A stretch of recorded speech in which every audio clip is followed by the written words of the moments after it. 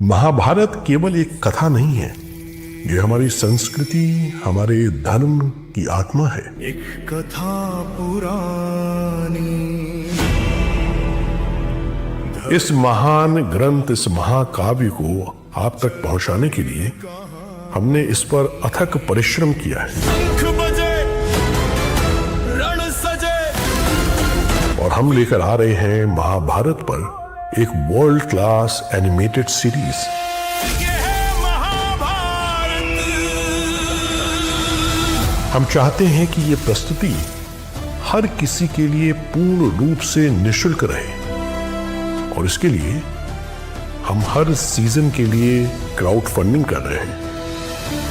आप सब इस क्राउड फंडिंग कैंपेन में अपना योगदान करिए और इस संकल्प को साकार करने में हमारी सहायता करिए। हमारा आपसे निवेदन है कि आप अपने परिवार और मित्रों के साथ इस क्राउड फंडिंग कैंपेन से अवश्य जुड़ें और अधिक से अधिक लोगों के साथ इसे साझा करें, ताकि महर्षि वेद व्यास का, भगवान कृष्ण का दिया हुआ उपदेश और महाभारत का संदेश हर घर तक पहुंचे और हमारे धर्म और संस्कृति की पुनः संस्थापना हो। धन्यवाद।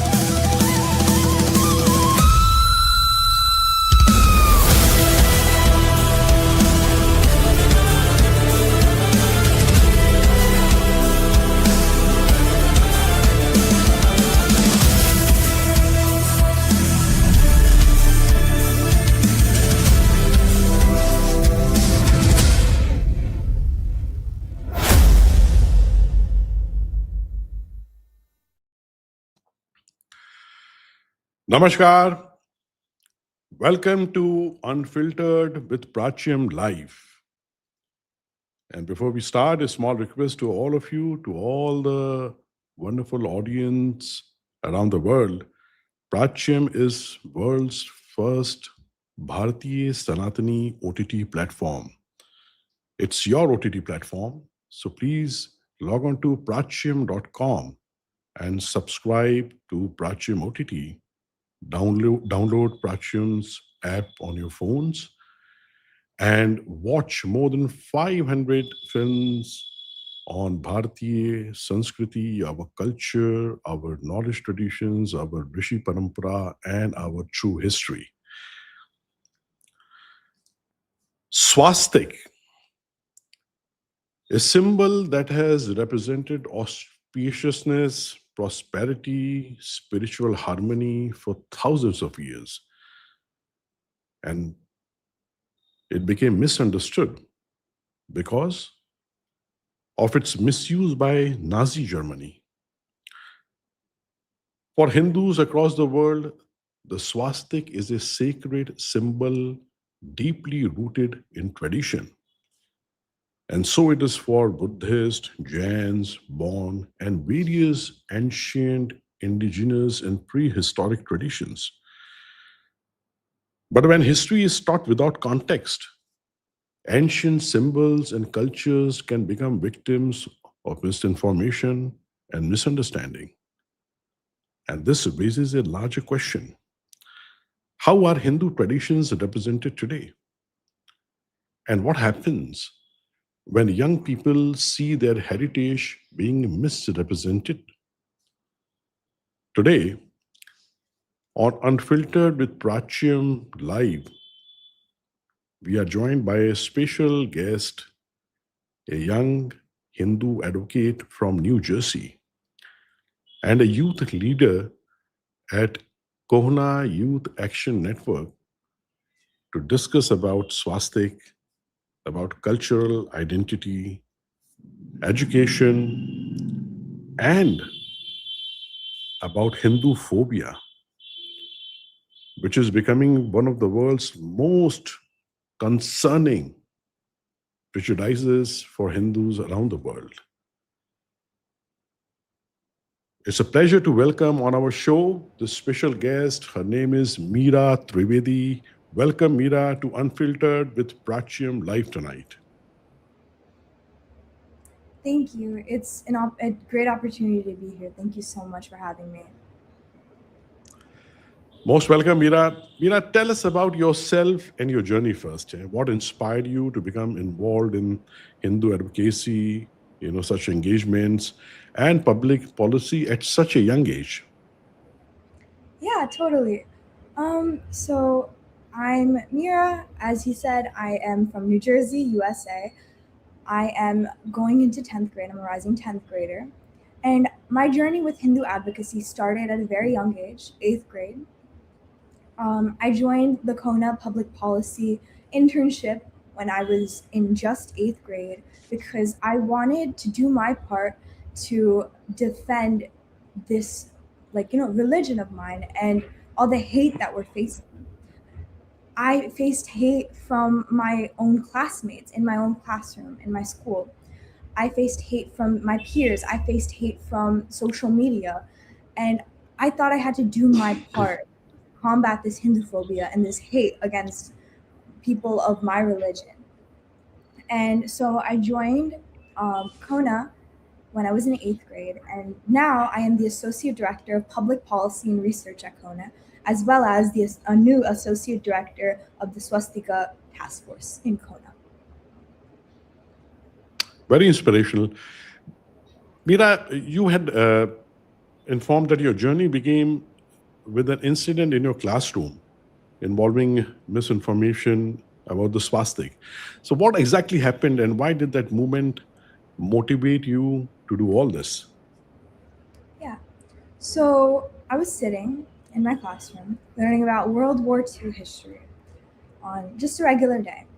So I had known that the West thinks of the swastika as this hate symbol, as the symbol used by Hitler, but I knew that wasn't true. But I knew that people around me still thought this way. But it felt really different and really hard hitting hearing it used in such a context in my own classroom, among my own peers, having the teachers say that the swastika is a symbol of hate, and having all my friends listen to that saying, yes, it's used by ancient traditions, but now is a symbol of hate, and we shouldn't use it anymore. But I knew a different side of that. Like the swastika, is a symbol I use in my own home, in my own mandir. It's a symbol I see at the temple next to Bhagavan statues, and it's a very auspicious symbol for me personally. So to hear it used in such a context really hit me hard. So I went up to my teacher. I'm like, this is wrong. The way this isn't the swastika, it's called the Hakenkreuz. It's a different symbol. Hitler never used the swastika. Hitler used the Hakenkreuz. And please use the correct terminology because the swastika is a very auspicious symbol for Hindus, Jains, Buddhists. And I told her that. And you know what she told me?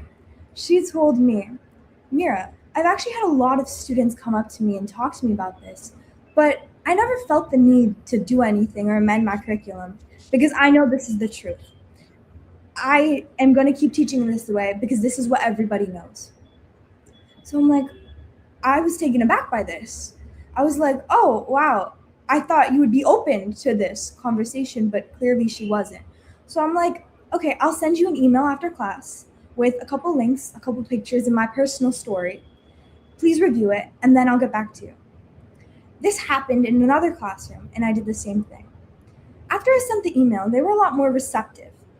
She was like, oh, wow, I had no idea. I knew that it was used by ancient religions and ancient traditions, but I never thought it was so deeply integrated into families of children in my own classroom. And she said, I would love to, you know, amend the curriculum, but it's not my decision to make. And that sat with me for a minute. So I'm like, okay, let me go up, higher up. I went to my guidance counselor. I spoke with her, and she seemed very interested and surprised by the fact that this was like chance. She thought that that hate symbol was the swastika, but in reality, it's the Hakenkreuz. And she was very surprised and taken aback. And she was like, you know what, Mira, I'm going to do something about this. Weeks passed. So many emails were sent, not a single response. So I'm like, Clearly, no one's listening to me because they think I'm alone. They think this is just me. They think it's something one student cares about. So I drove to organize a team. I started talking to my friend, and she's like, "I really, you're doing this? This takes such guts. Like, I would love to join you. Can you explain this to me?" And she she was like, "I'll join you." And then I was like, if she's interested in this, why aren't other Hindu students, wouldn't other Hindu students be interested in this? So that night I went home and I went on my phone and I reached out to every single Hindu student that I knew, Hindu and Buddhist student that I knew at my school. I got 2 Buddhist students and 8 Hindu students to come together in a group chat on messages and we all decided that we were in this initiative together. We set up calls on FaceTime and we went into first of all learning the difference between the swastika and the Hakenkreuz. A lot of people don't know that the swastika, the symbol that they see, it wasn't used by Hitler. Hitler used a different symbol. It's called the Hakenkreuz. It comes from another culture and he appropriated that. He never appropriated our symbol. He never used swastika. He never called it swastika. In all of his books and all of his texts, he never called it swastika. And I had to explain that to them because none of them knew that. Because from a very young age, they were indoctrinated with the fact that this swastika that you see in your own home is a hate symbol used by this evil man. So I had to break that from them. I had to tell them that it's not your symbol isn't hate symbol. It wasn't used for hate. A different symbol was. A different symbol was used for these atrocities that happened to the Jewish people. And when I told them all that, they were so surprised and they were so ready to take this on. We set up meetings to discuss our next course of action, to reach out to the vice principal and the principal. And every student wrote a testimonial on how the swastika was important to their families and their communities and their own personal experience. And then they supplied photos. With those photos, those pictures, the links I sent prior to the teachers, and a couple photos of my own, I sent the email to the vice principals and principal of my school. I was in middle school at the time. And all 10 students and I each took turns going up to the principal and talking about this because they didn't reply to our email right away. And we went after them. We got this done. And we finally got a meeting booked. A meeting with my vice principal and with a person on the Board of Education, the director of social studies in ELA. In this meeting, I was accompanied by 3 other students. I gave the presentation on the difference between the swastika and the Hakenkreuz, and the 3 students gave testimonials about how the swastika is important in their lives, in their communities, and how it shouldn't be confused with this hate symbol. And right there and then, he stops the meeting and he says, "Mira, I'm gonna change this. I'm gonna make this change and I'm gonna make sure none of you have to sit through that in a classroom again." So we went back and forth on email for almost a year. And finally, during a teacher meeting, this was brought up in a room full of 35 teachers approximately.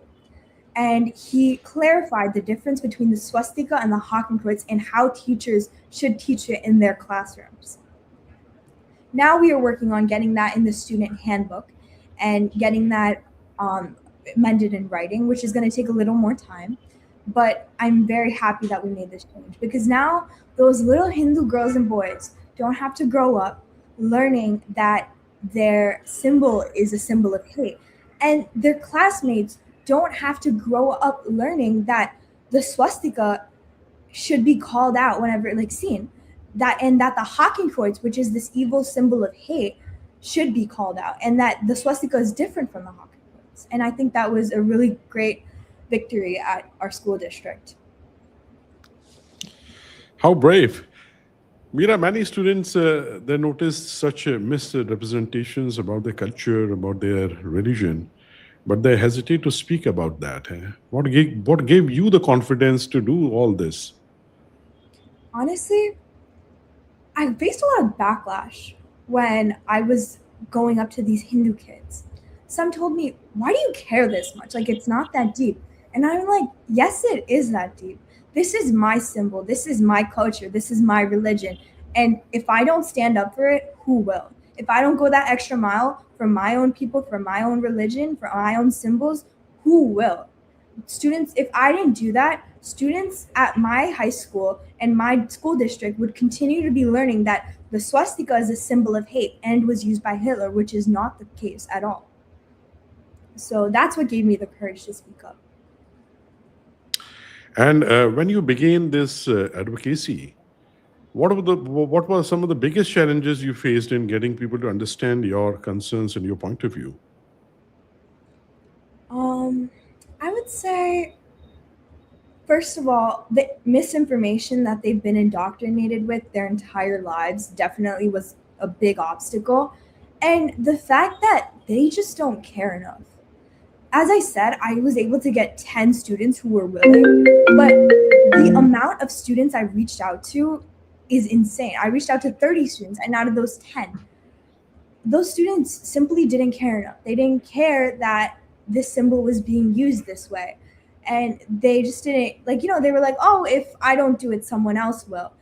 And also the misinformation, a lot of, one kid actually told me, yeah, Hitler used the swastika, but we Hindus, we use the swastik. That's the kind of misinformation I was up against. So that was definitely an obstacle with my peers. And what did this experience teach you about the importance of youth participating in such conversations about identity, education, and public policy? Yeah. Youth are in the system. I am in my school district. I am a student. So the school board is made to cater to my needs and to teach me.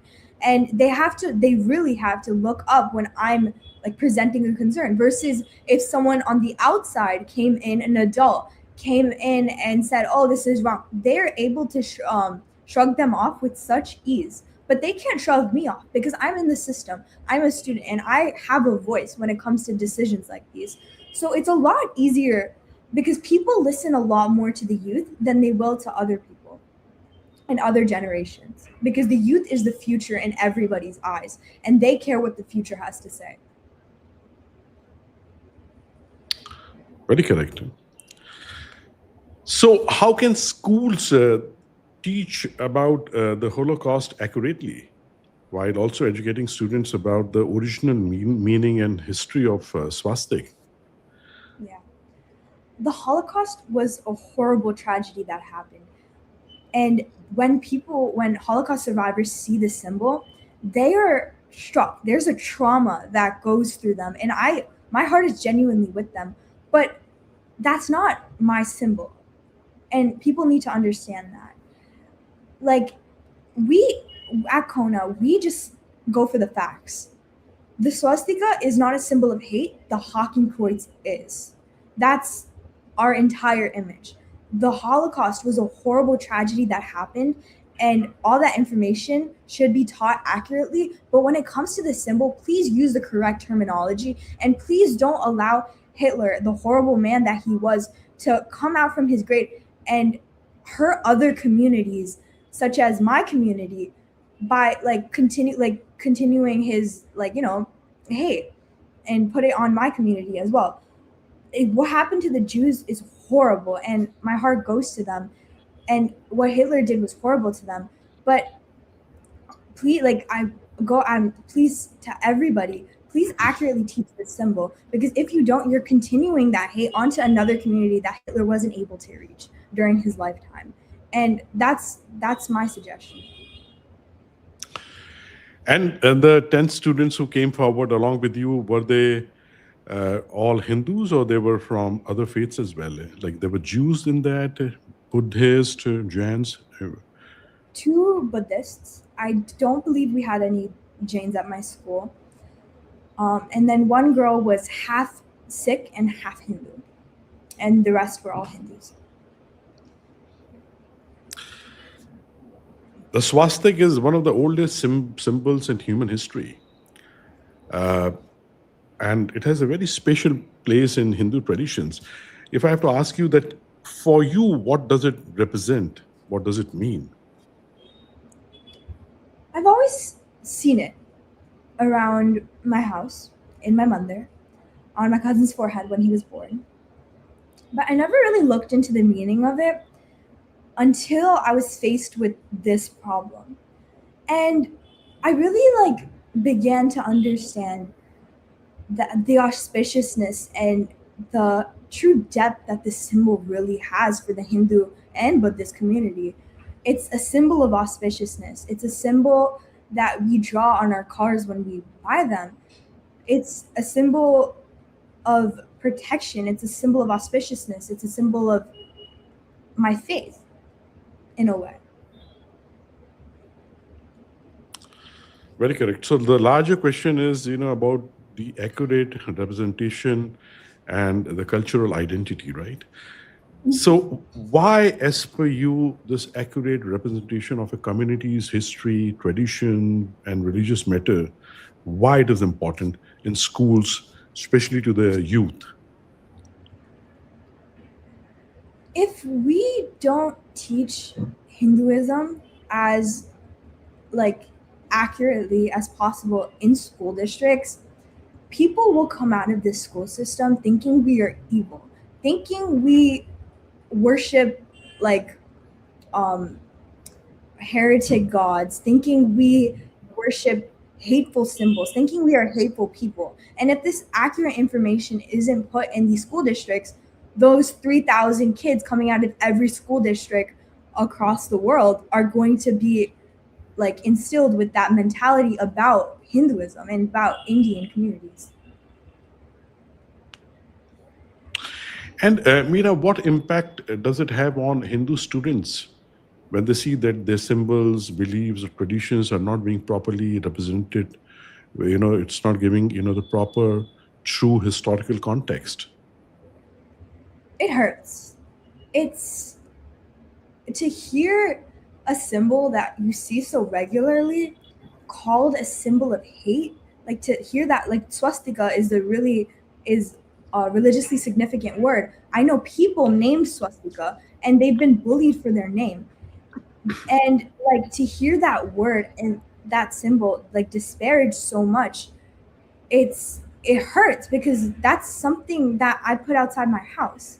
That's something that's so a part of my identity as a Hindu that my own peers and my own fellow Hindus are starting to see it as a symbol of hate and stop drawing it. They stop making it a part of their identity because they don't want to be called a Nazi.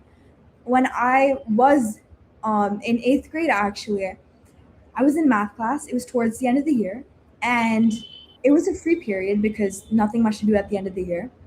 I went away from my desk for a minute to talk to my friend, and I came back to see this Hakenkreuz drawn in my notebook, and the word next to it, Nazi. And the kid said, "You worship the swastika. You use the swastika. You are a Nazi." And he called me a Nazi. I was 13.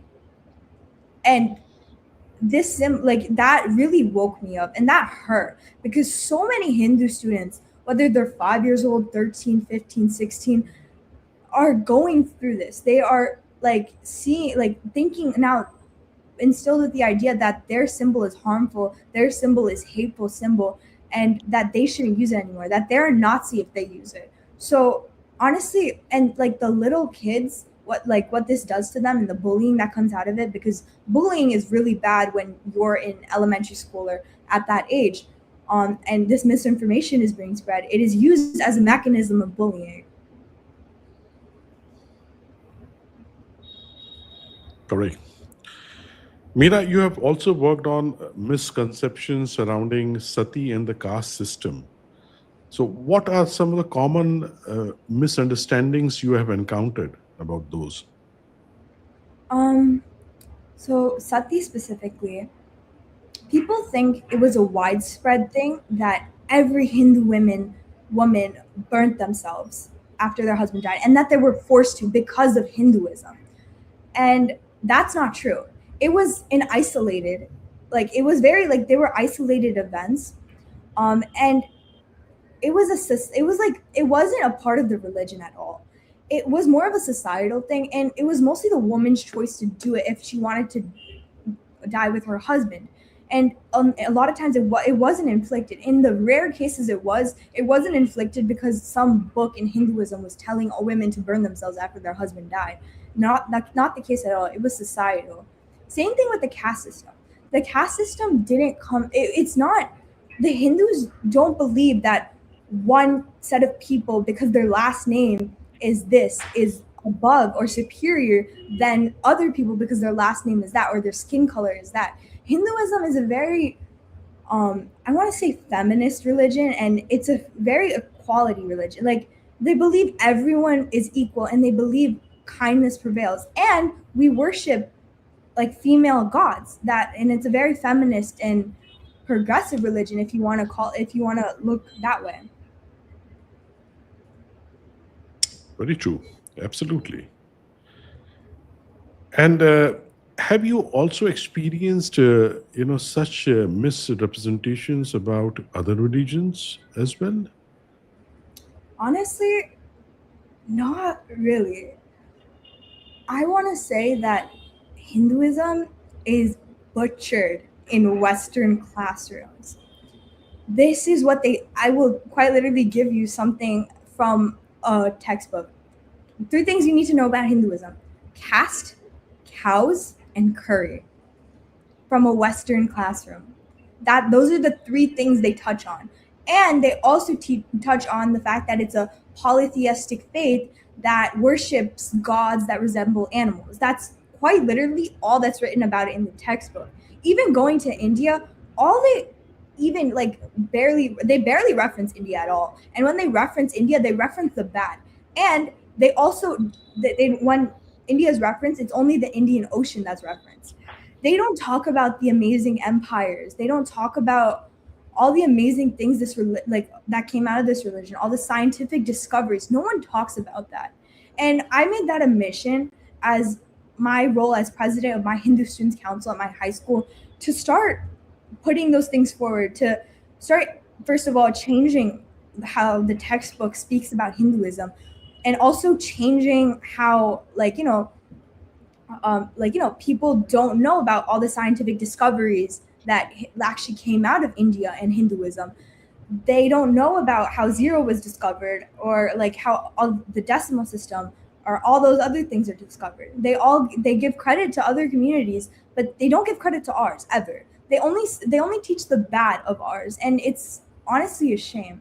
I feel like I want to say the most misinformation about a religion that's taught in Western classrooms: Hinduism.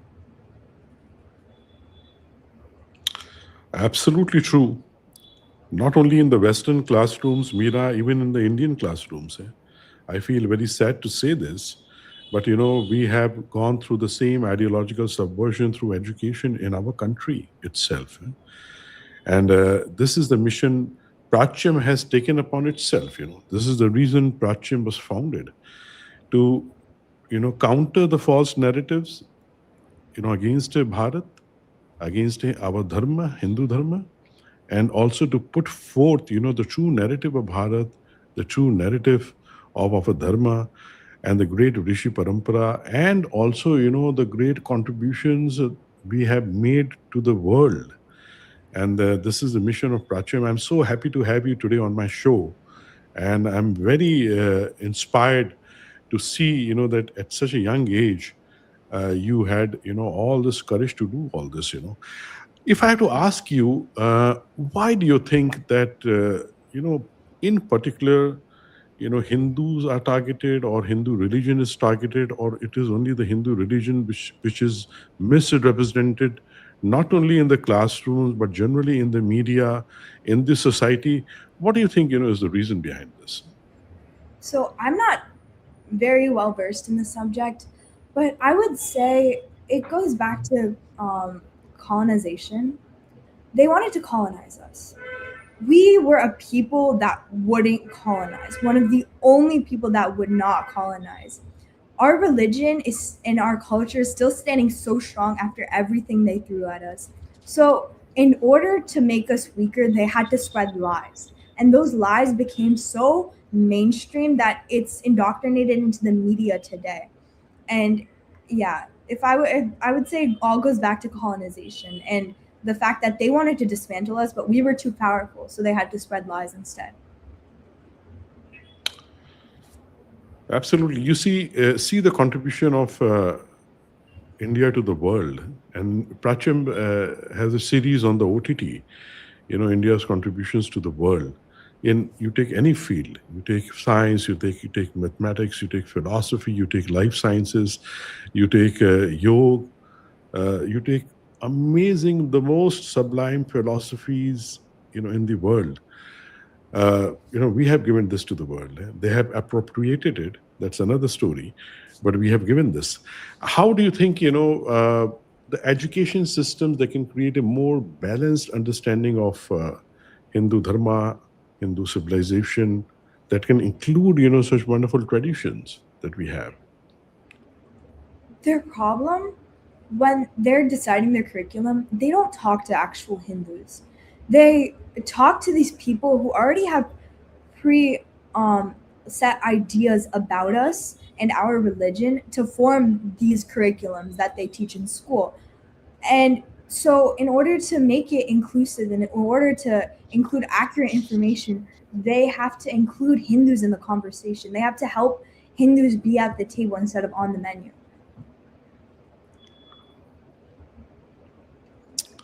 So who are these people they talk to? I mean, who are the experts on the panels, from whom they take, the wrong picture, of our dharma? So, in order to accurately help teach our dharma, parents, kids, everybody, go to your local school district and ask how they're teaching Hinduism.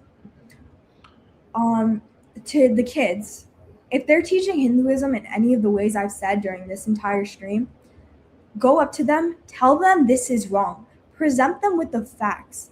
And I would be glad to help you. You can reach me at info@kona.org. But go up to them, speak, because they don't hear from us. We are a very silent community. We take it lying down, and that is something I really don't like.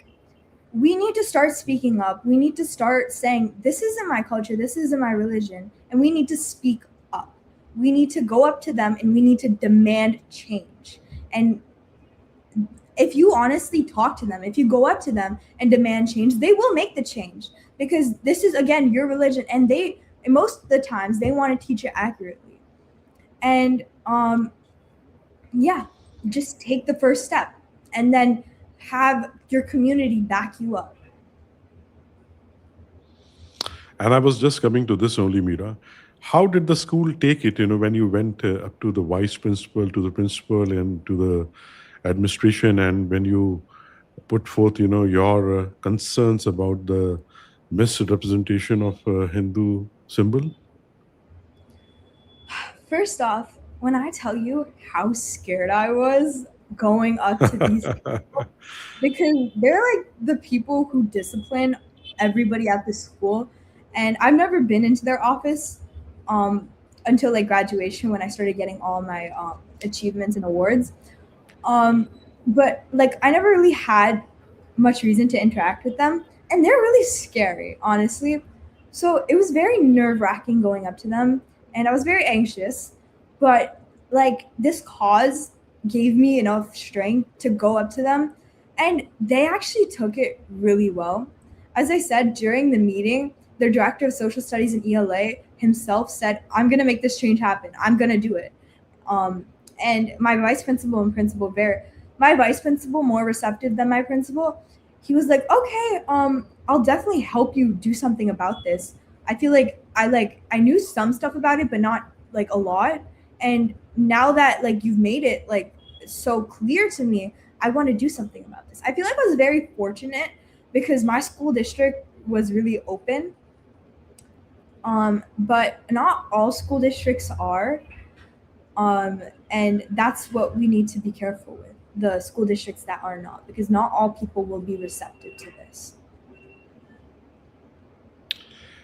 So, getting inspiration from you, do you think the students from in the other schools, they also did the same thing? They went up to to the school management and brought up such concerns. Oh, really? Nice. So did they do it? Did they do it? Other students that were inspired by me? Um, I know I've definitely spoken and connected with a lot of students, and a couple, yeah, after hearing my story, had gone up to their teachers and demanded this change. I've helped a couple through it, and or they wrote their ELA project or paper on it, or their final paper on it, or like did some kind of research on it and presented it to the class, like some scale like that. Students have definitely done that. Amazing. Mira, tell our viewers, something about Kona Youth Action Network. What exactly it stands for? What all you do there? What are the activities? What is the mission? Just tell us, something more about it. Yeah. Kona Youth Action Network. So I am in high school currently, so I'm just a member, but it mainly focuses on colleges and promoting accurate information of Hinduism and Hindu advocacy on college campuses. They give Hindus a space on campus to advocate and to bring up issues like the Pahalgam incident in Kashmir.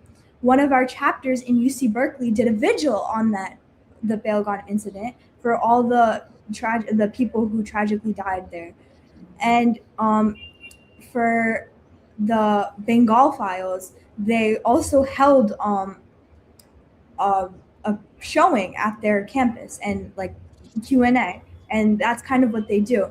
The Rutgers chapter does a lot to advocate for Hinduism on their campus. They fight with a couple of nasty professors who teach Hinduism in a really bad way.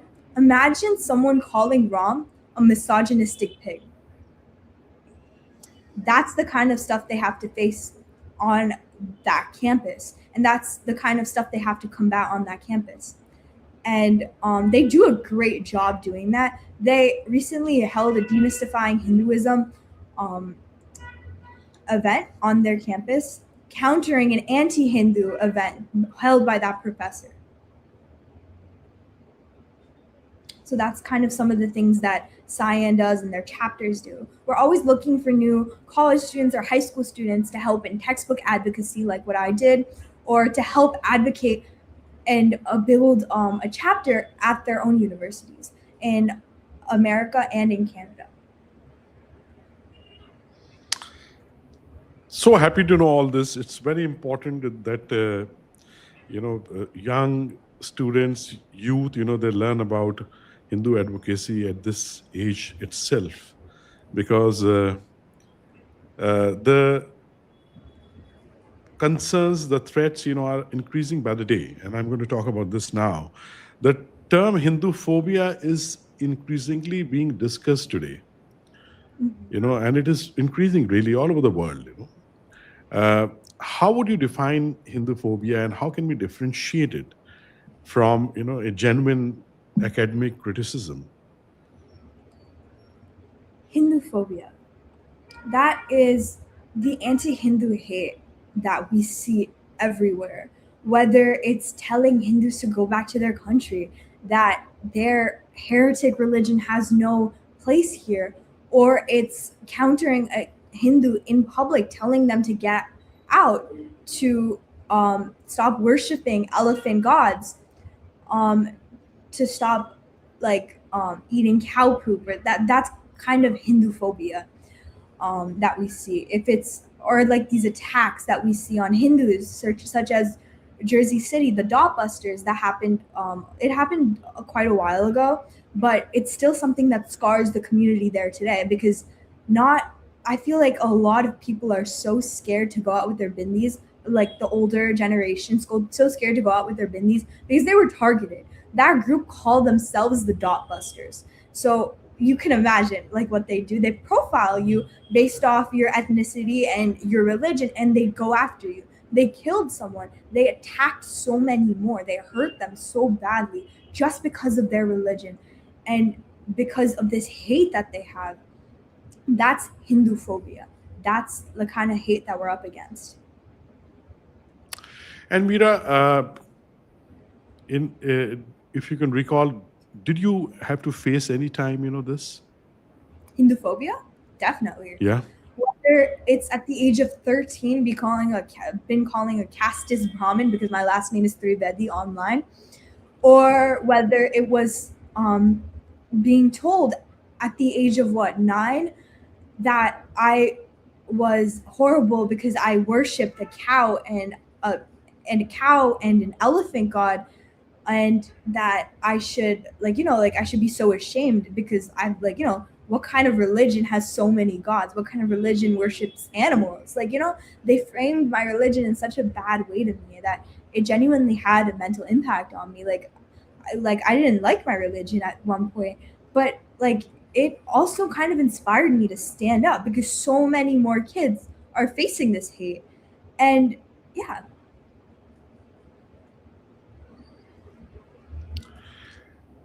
Many forms of religious discrimination receive global attention.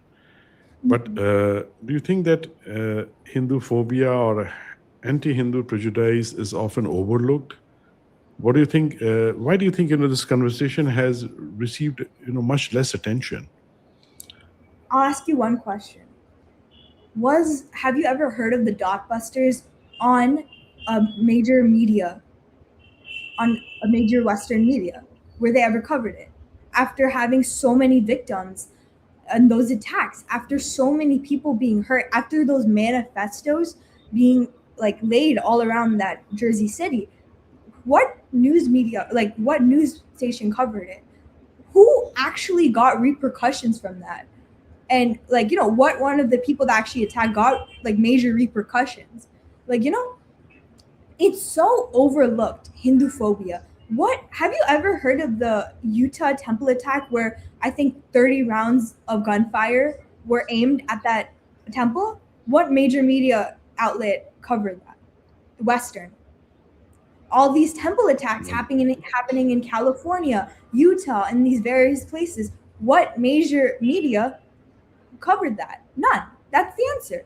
And because they overlook it.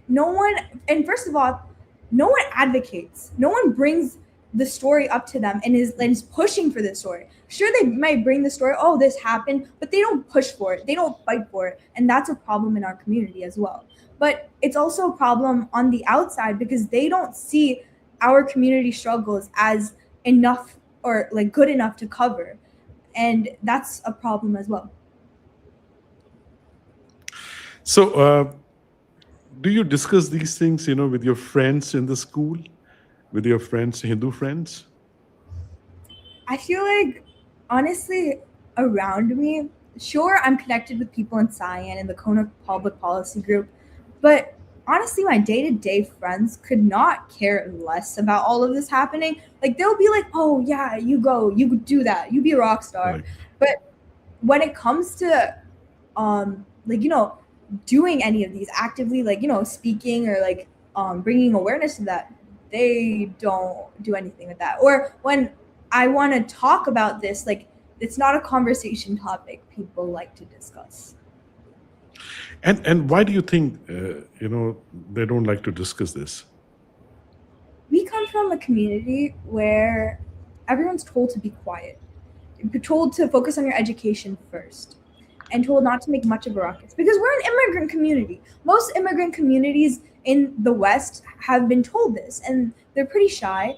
And we need to snap out of that mentality, and we need to go and start fighting because then your children will go out of these conversations. They will be they won't want to be around people who have these conversations, and adults also don't want to have these conversations as well.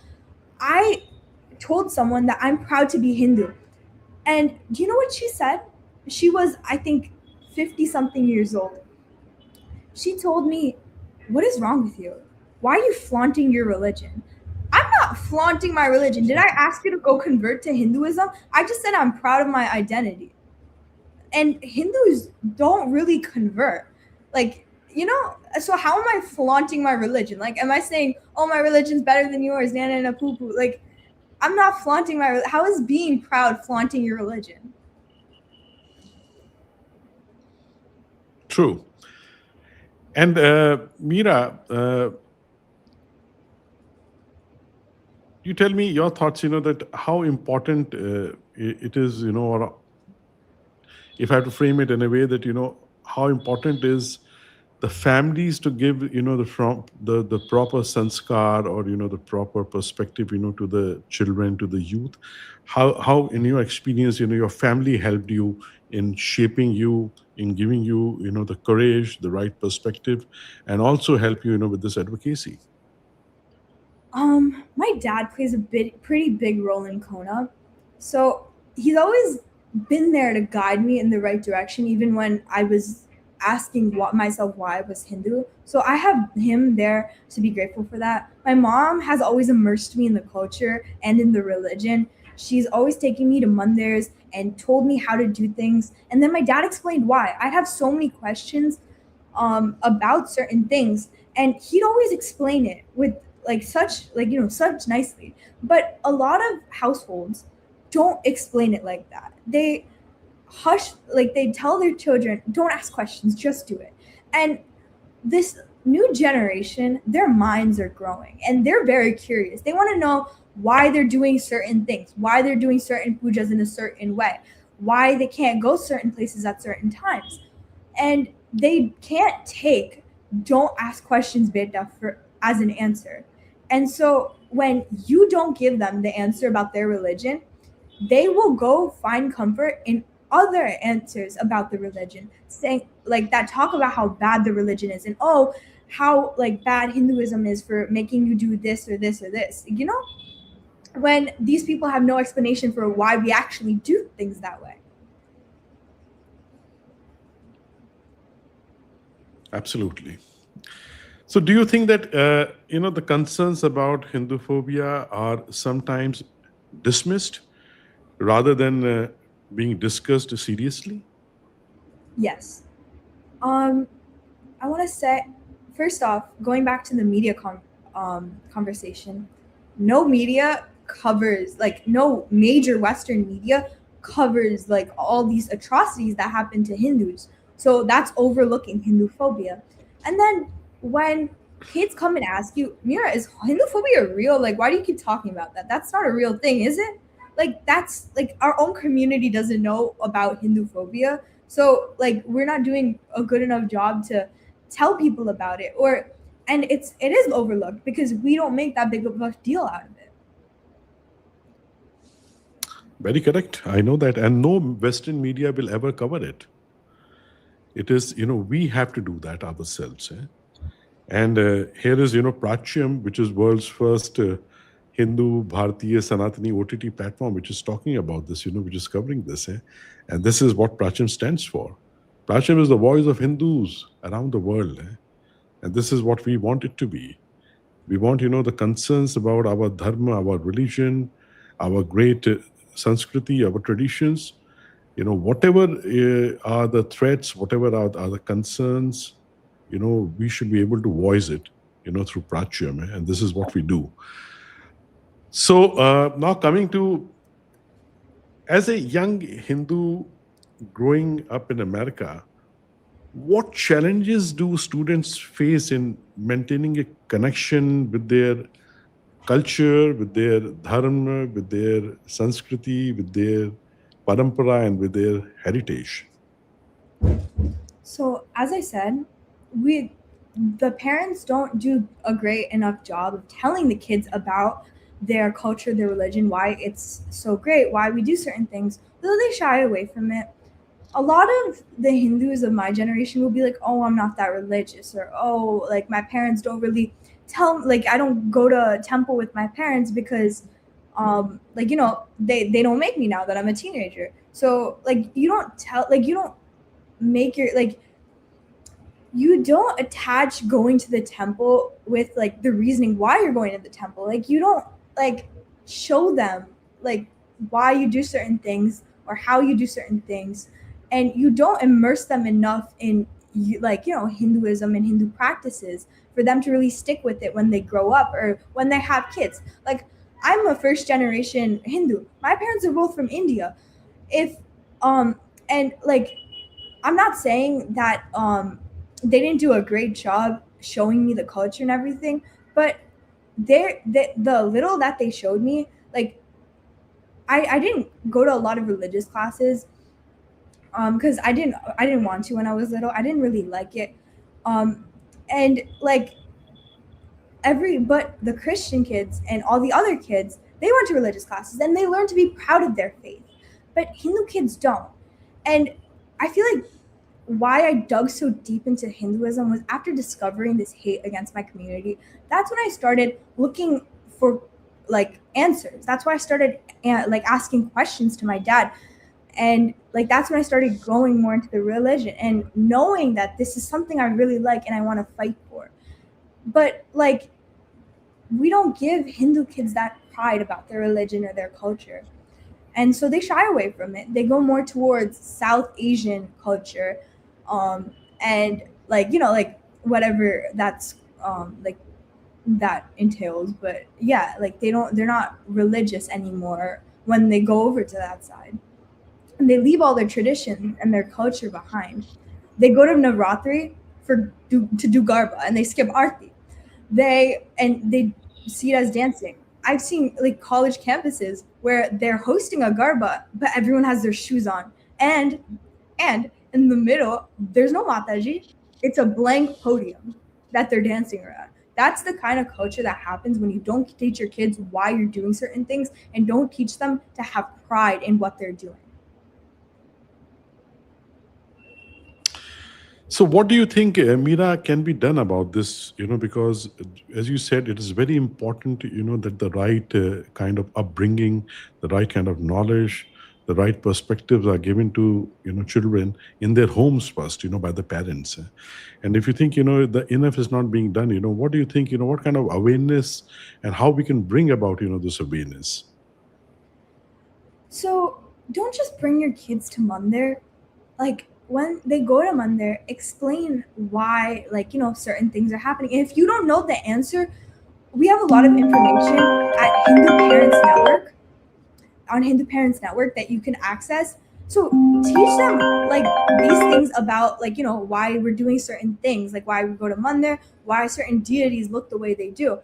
And like teach them to be proud of that. Teach them to have pride in that. And then teach them about some of the like atrocities that have happened, because we as a community like pose ourselves as such like successful, because we are a very successful community, but that doesn't mean bad things haven't happened to us. What's going on in Bangladesh right now is horrible. They're wiping out all the Hindus, and they did that in 1970. No one talks about it. Parents don't know about it, and you need to teach your kids about that, so they go and fight for your cause instead of fighting for someone else's cause. How many kids do you see fighting for what's happening in Bangladesh? Barely any. And then how many kids do you see fighting for other causes? Because all of our kids go there. They go to the other causes because they think our like community is so up there and they don't need any help and nothing bad is happening to them, when that's quite the opposite. So teach them about some of those atrocities, teach them about the history. And if you don't know, Hindu Parents Network, I'm so serious, is an amazing guide. So go to hinduparentsnetwork.org and like visit and read all their resources. They have amazing booklets, they have amazing resources to teach your kids all of this. And you have to start it from a young age before they get indoctrinated with other ideologies coming from social media, from their friends, from the school system. Absolutely. And Amira, what practical steps, in your opinion, should students take when they encounter, such misinformation? about the culture or religion in schools or even public spaces? As I said, speak up and get people to back you, because honestly, strength in numbers. But yeah, that's it. Speak up. And when you speak up, don't shy away when someone questions you. Stand with pride, stand with strength, and stand with courage. Stand with dharma. And know you're fighting for all the right reasons. Absolutely, very well said. Stand with dharma. That is very, very important. I think it's a great takeaway. It's a great, message from a young youth leader here, Mira Trivedi. Wonderful. All those who are listening out there, this should be followed. Stand with dharma always.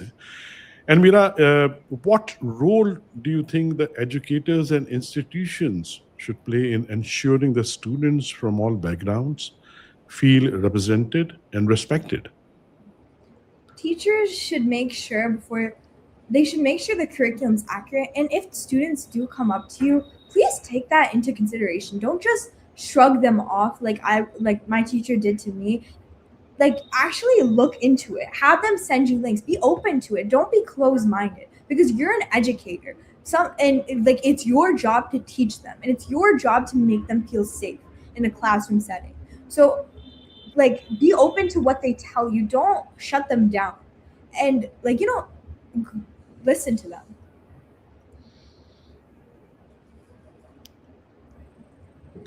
I can see that the right kind of upbringing in your home by your parents has given you the true perspective and the courage, to fight, all this out. And truth, has got its own power. So it is very important, that all the parents out there, whether in any of the countries or whether in India, they should, tell the true knowledge about their dharma. They should share with them. They should answer their questions. They might have various concerns, various doubts, about their own religion. All that should be addressed properly. There should be explained things logically, and that is going to be very, very helpful for them to understand their own roots and connect with it. Finally, Mira, what message would you give to the young Hindus around the world who want to preserve their heritage and contribute positively to society? Okay, first off, learn about your culture and learn about your religion. The amount of times I was faced with questions I had absolutely no idea what the answer to is more times than I can count. So read up, learn about your culture, learn about your religion accurately from accurate resources like Hindu Parents Network, and speak up when you see something like this happening. And again, stand with dharma, stand with pride. When you encounter something like this, don't shy away. And I'd be more than happy to help you. You can reach me again at info@kona.org. And I'd be more than happy to help you or answer any questions that you might have if you're faced with something like this. Amazing.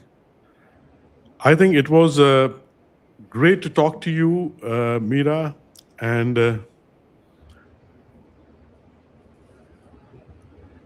there are just very few questions. So, we'll take a short break here. And we're going to come back, and there are some questions from the audience that I'm going to put in front of you. You can answer them. I'll see you shortly. Thank you. Prachyam is about dedicating to revive our rich cultural heritage, the essence of Bharat. We are bringing to life the echoes of our glorious past. We need organizations like Prachyam. It is old as well as the new rise. प्राच्यम Hindu के गौरव की गाथा गाता है। 60 साल में हमने जो खोया विरासत के रूप में, संस्कृति के रूप में, उसको वापस लाने का काम कर रहे हैं। Our mission goes beyond creating content. We are sparking a cultural renaissance. प्राच्यम एक उत्तिष्ठत का नाद है। हिंदू समाज को जोड़ने के लिए और सच्चाई दिखाने का काम प्राच्यम द्वारा हो रहा है। कई दशकों की एक आवश्यकता को प्राच्यम पूरा कर रहा है। Prachyam is putting out is an urgent civilization imperative. गुलामी की मानसिकता अगर कहीं पर भी अंदर धसी हुई हो ना, उसको उखाड़ फेंकने का काम प्राच्यम का कंटेंट करता है। Launching the world's first Hindu OTT platform is just the beginning. We have much more to achieve. पूरा जन जन सत्य से, तथ्य से और यथार्थ से परिचित होगा। आपका ये प्रयत्न ईश्वर की आराधना ही है। काउंटर नैरेटिव का आंदोलन आरंभ हो चुका है। Prachyam is doing an excellent job to give you knowledge which you don't get in school. I absolutely love it. I'm very happy to be a part of the Prachyam family. I extend my best wishes to you and your entire team. एक बहुत बड़ी सनातन की सेवा हो रही है, उसके लिए मैं हृदय से प्राच्यम का अभिनंदन करता हूँ। Your support can turn this vision into reality. Prachyam. Prachyam is doing a very, very good job. We Sanatanis need Prachyam. People are going back to their roots. It's important for our country. Arm yourself with the knowledge. It's almost like a movement. This is a visionary endeavor. प्राच्यम को सफलता के लिए साधुवाद। Amazing job. Strongly recommend do your contribution. Support them, subscribe them. By donating to Prachyam, you are just not giving. You are investing in our culture, our future, and our children. Reaching out to the people with the results of the research, I wish them all the very best. Join us on this journey. Donate today and become part of a timeless legacy.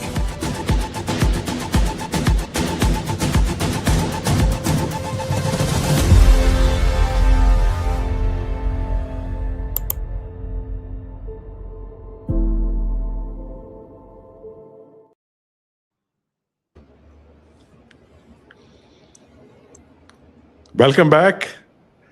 And this is very short, question and answer sessions, Mira. You will see the questions on your screen. You can read it out and, give the answers to the audience. Okay. Ready for the first question. Many diaspora kids say, I'm spiritual, but I don't know much about Hinduism.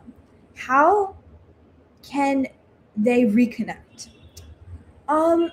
So definitely learn more about Hinduism. Go more into the first primary sources like the Bhagavad Gita. Read the Bhagavad Gita. Read about the contributions that our religion has made. Read about why gods are a certain way. Read about all that information. And that's how you reconnect.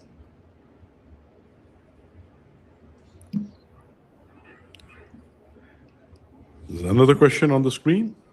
Okay. Many people say it's just a symbol. How do you explain that it's actually about civilizational identity? Well, a lot of people have told me it's just a symbol. I explain that it's a name. It's a name people live with. It's something that we recite. It's a word that we recite in our mantra. It's a symbol that is quite literally on my door. It's a symbol that people wear around their necks. It's a symbol that makes people feel safe. It's a symbol that's a part of everything we do. How many mandirs have you entered without a swastika? Question. So that's how you give those examples. That's how you explain that it's actually about civilizational identity.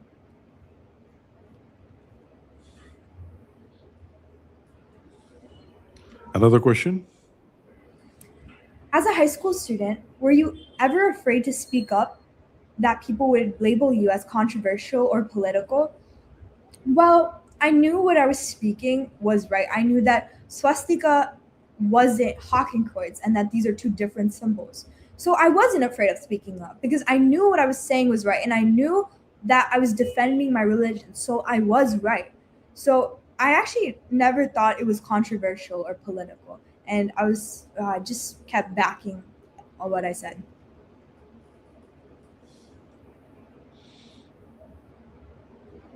Another one. Do you think second generation Hindu children face a different identity struggle than immigrant parents? Yes. They face what identity should I go with?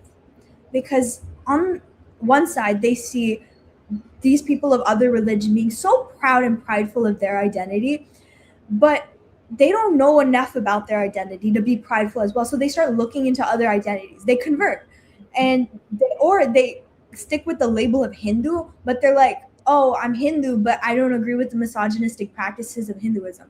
What misogynistic practices of Hinduism? Like they exactly. Like so they, because they don't know enough, they face an identity struggle, like where do I fit in, basically, or what am I? Another one? How can an ordinary Hindu family contribute to combating misinformation even if they aren't activists? Well, you don't have to be an activist to do what I did. I simply spoke up. It doesn't, like what I did, it makes me an advocate, not an activist. And like I became an activist for Hinduism as I saw how extensive this hate was. So basically, do what I said before. Go up to your school district and just say what they're doing is wrong, what they're saying is wrong, and just combat that misinformation. You don't have to go, I'm not asking you to go on a global scale and do it. I'm just asking you to go grassroots advocacy way, one school district at a time. Just go to your school district. That's all you need to do.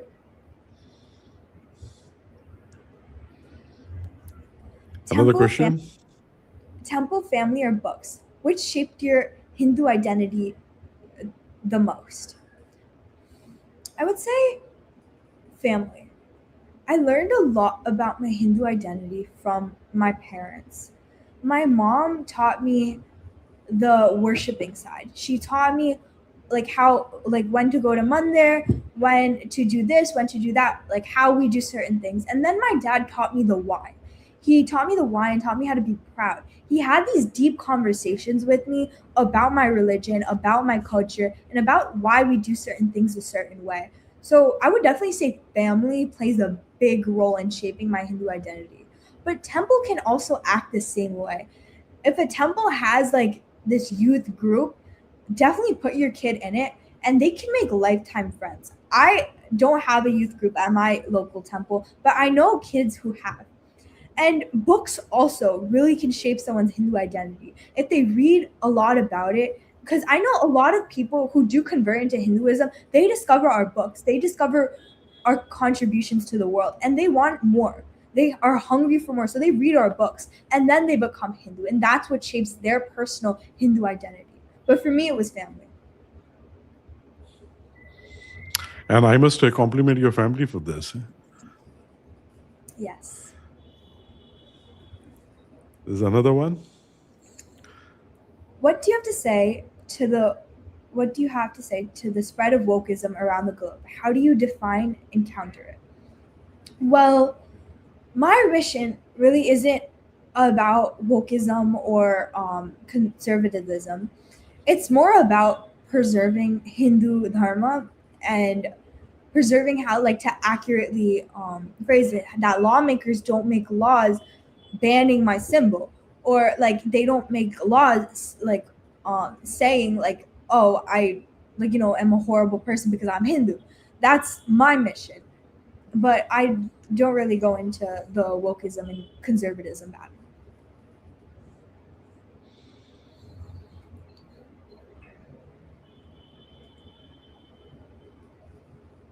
Here's another one. Your advice in one sentence to every Hindu student facing bias. I would say be strong and go and counter it. As I've been saying this entire live stream, if you don't speak up, nobody will. I know that wasn't one sentence, but that's my piece of advice to you. Speak up, counter it, face it, be strong. Stand up for dharma.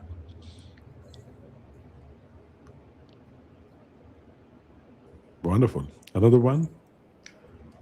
Mira, Hindus are Hindus' biggest enemy, and we are not weak, but don't want to get labeled. What are your thoughts on this? Yes, Hindus are Hindus' biggest enemy. There are Hindu organizations that frame themselves as Hindu, but they actively like crap on Hinduism. They say horrible things about it, and they spread so much misinformation because these second generation Hindus, like myself, are being brainwashed into thinking their religion is horrible, and they're going over to the other side. And so they're fighting these advocacy efforts on our side, and because they believe that Hinduism shouldn't exist and that Hinduism is a patriarchal, horrible religion and shouldn't exist.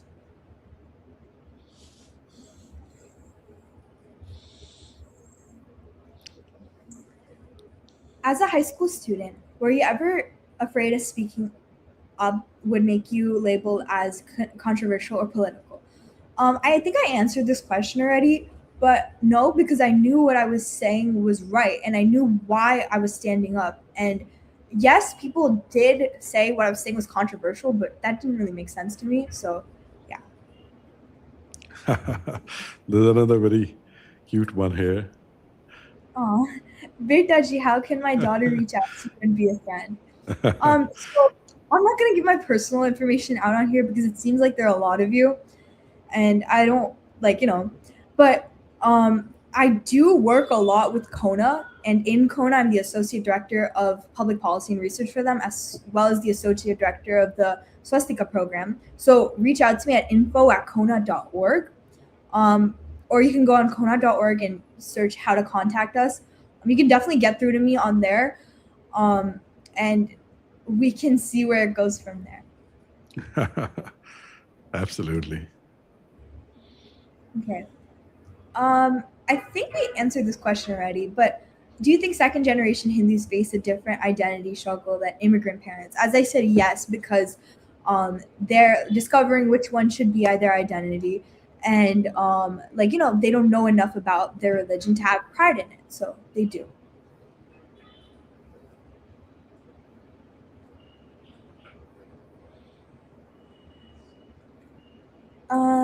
Why do you think attacks on Hindu symbols often receive far less attention than attacks on symbols of other faiths?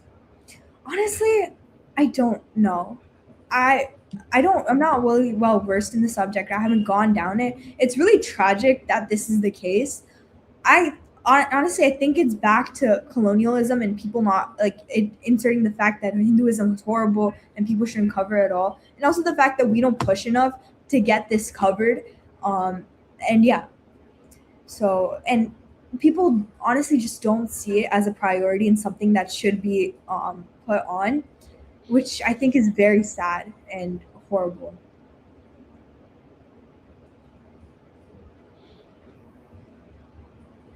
Okay, one book every Hindu teenager should read.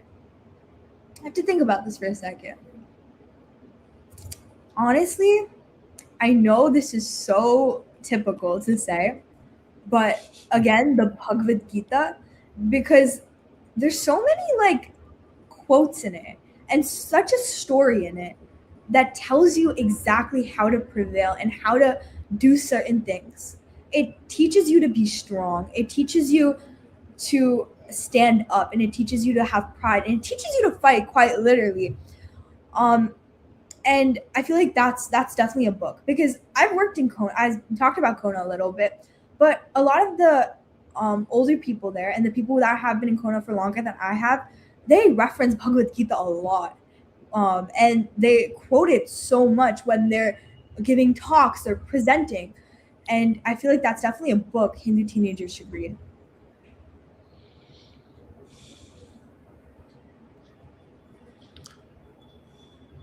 Okay, the biggest misconception about the Indian diaspora.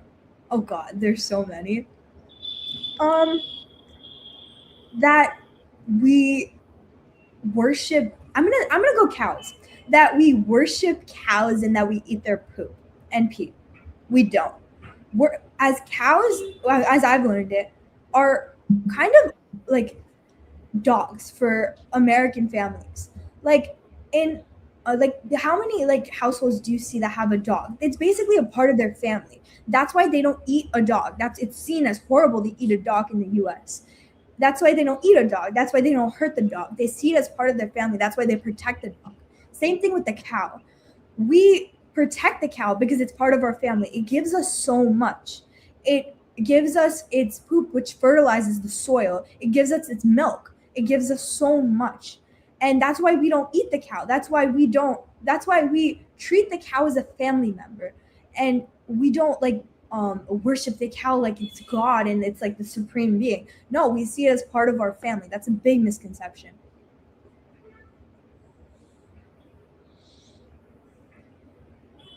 Okay, what gives you hope for the future of Hindu youth worldwide? I like this one. So I know I've talked a lot about how Hinduism, like Hindus don't really stand up, but I'm seeing a lot of Hindu youth, not just in Jersey, but across the Western world. I don't know about India. I haven't spent that much time in India, but I'm just going based off what I see in the Western world. Hindus that actually align with our identity are speaking up. They don't know they get shut down a lot because they don't have all the information and the facts straight. So they don't know what to answer when certain questions come up, but they are speaking up, and that's what gives me hope. Maybe they don't do it correctly, but at least they do it. Like, they have the courage to speak up, and they're doing it with the right intention. And that honestly gives me a lot of hope for Hindu youth worldwide.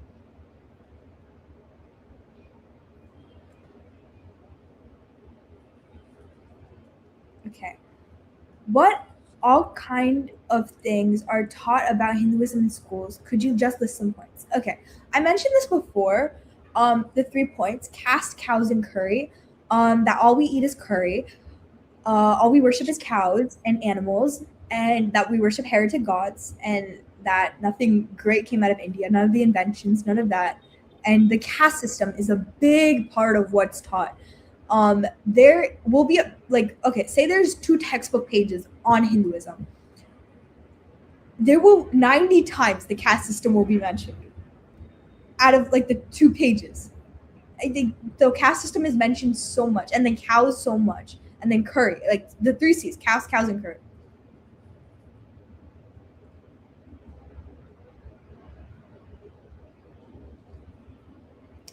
Okay. What would you say to a teenager who feels, I'm too young to make any difference? When I tell you, I was 13 when I spoke up to my school district. I think I was 12, 13. I was so young, but I had all this passion and all this fire, and I had to direct it somewhere. You're never too young to make a difference. If you have the passion, you have the fire, do something with it. Contribute to our cause. You're never too young to make a difference. I've been told in many spaces, oh, you're too young for this, but I'm not. I am only 15 years old, but look at how much I've done. Look at how much change I've made. Not just in my school district, but how much work I've done otherwise. How many things I've done outside of that. And I'm only 15. Okay, so if I'm only 15, you can do so much more. You're never too young. I know this little girl, she's 9 years old, and she comes to so many Kona and HPN events, and she's always like, okay, I'm volunteering because I want to fight for this Hindu cause. She is 9 years old and has fire and is putting it somewhere. So no one is too young to make a difference.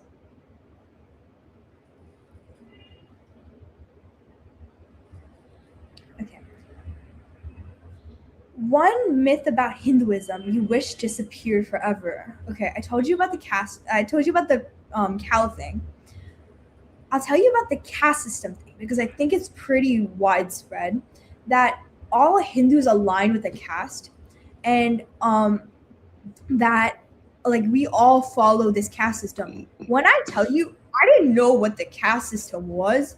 I had no idea what it was, genuinely. And I grew up in America, and people think Hindus bring this caste system with them everywhere it goes, and that Hindus are the only Hindus grew up with this system. It's not a part of Hinduism. It was a societal thing, and that's one myth I wish disappeared forever, that all Hindus are castists and we oppress one another.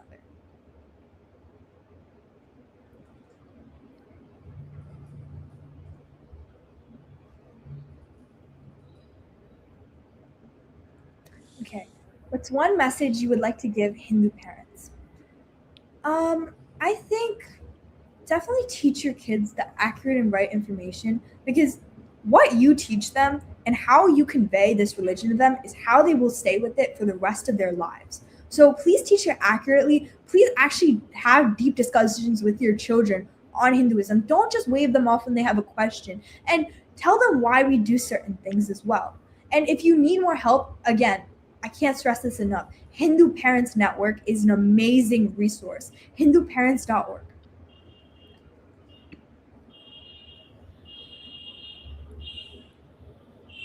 What does being a confident Hindu mean today? It means standing up for your religion. It means standing up with pride. That's what I'd say. Amazing. Thank you so much, Mira, for coming on our show, Unfiltered with Prachyam Live. I think people must have gotten a lot of fresh perspectives, insights, and also inspiration from you. You know, the youth who would be watching this will get a lot of inspiration. How to stand up with all courage, you know, for the right causes. How to do, you know, advocacy, you know, for your own religion, for the truth. And amazing things that you have done at such a small age. May Ishwar bless you and your family. And I once again thank you for coming on our show. May you continue to do such wonderful that you're working, that you're doing. And I see a lot of hope, you know, when I interact with youth, you know, like you. I'm sure the future of Hindus around the world is very safe when we have such wonderful youth like Mira Trivedi. Thank you so much, Mira, for being on the show. Thanks a lot. Thank you so much for this opportunity and all that you said about me. Thank you so much. It truly meant a lot. Thank you. Namaste. Namaste.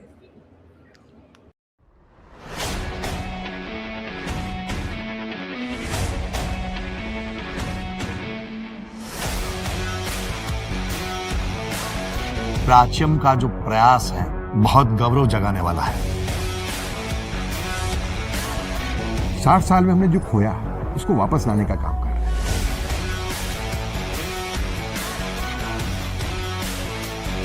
Prachyam is doing an amazing job. प्राच्यम का जो पुरुषार्थ है घर घर पहुंचे।